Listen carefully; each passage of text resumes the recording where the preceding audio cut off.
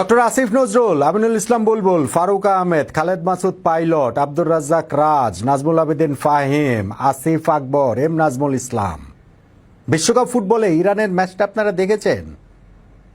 যুক্তরাষ্ট্রের সঙ্গে যুদ্ধ পরিস্থিতির মধ্যেও তারা যুক্তরাষ্ট্রে গিয়ে বিশ্বকাপের ম্যাচ খেললো, বয়কট করেনি।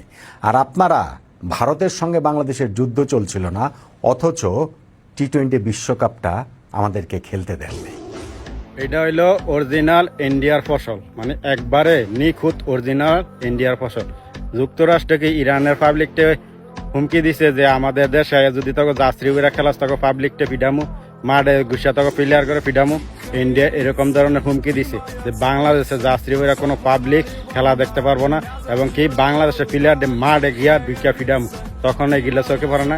দালালির একটা লিমিট আছে, বুঝছ? দালালি কর, চুপে চাপে কর, একবার সরাসরি জালালি করিস না। তুই হলে ইন্ডিয়ার অরিজিনাল ফসল।